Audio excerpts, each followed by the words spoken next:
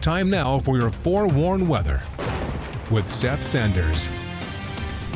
Hey, someone call Santa and ask him for some seasonal temperatures. Yeah, because all he's given us is sunsets right now. They are beautiful. They are nice. They are nice. They're red like Santa, so I mean, there's a little bit of Christmas for you. You're stretching there, pal. I know that's a stretch. Okay, nice try. I know. I'm doing what I can here. I'm trying to get in the holiday spirit. It's difficult, all right? There's not a lot of snow, so it is a little bit tough. But, yeah, we do have beautiful sunsets. Look at this. This is from Cedar City. Scott Manell sent that in. Beautiful. Look at those fiery colors. We also got a beautiful sunset up here in the north. The clouds starting to dissipate just in time for that sunset. This is from Jake Wilson, submitting it through the website, Eagle Mountain in Cedar Valley. And we had a beautiful sunset all the way down in southern Utah as well. Our Black Desert Sky Cam showing that off. A couple of those high altitude clouds, no moisture at that, and a flash of red there as the sun goes over the horizon. Our satellite radar shows that we did have a little bit of activity in the north earlier. A lot of it didn't reach the ground with these warm temperatures. It evaporated before then, but we saw some towards the Cache Valley and some snow showers near Bear Lake and the Bear River Range. Got a little bit towards the Wasatch Mountains as well. Nothing too significant though, and it has since cleared on out. All right, this time lapse is going to show you some of that activity there in Cache Valley. See, it has a hard time at first trying to make it to the ground, and then it succeeds. That's pretty cool to see there.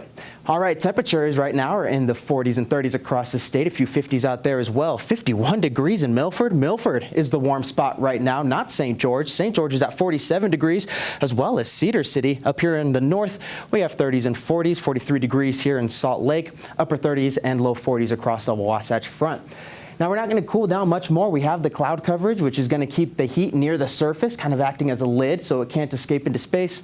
So those temperatures are not going to drop much more. 40 degrees for the overnight low in Salt Lake, upper 30s for most of the Wasatch Front. We have 30s across the state, 37 degrees in St. George. Even St. George is going to drop more than Salt Lake.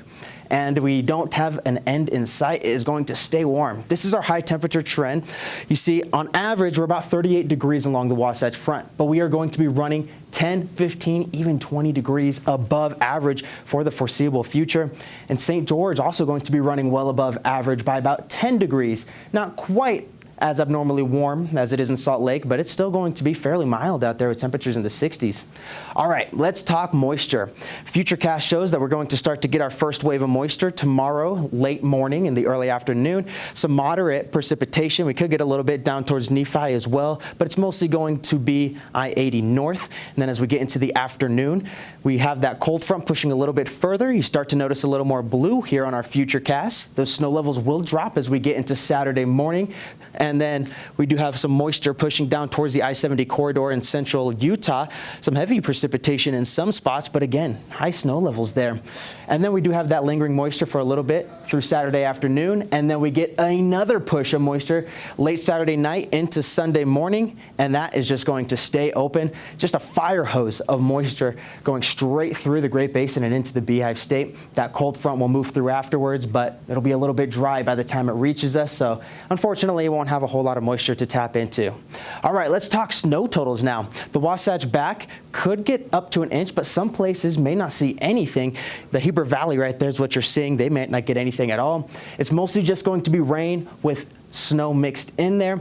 We already have warm ground. We already have wet snow, so it's going to have a very hard time sticking. The upper Cottonwoods could get 4 to 10 inches. Places like Alta, Brighton, Bear River Range could get 5 to 12 inches, and the high Uintas are going to be our best performers at about 8 to 14 inches, and that's through Saturday.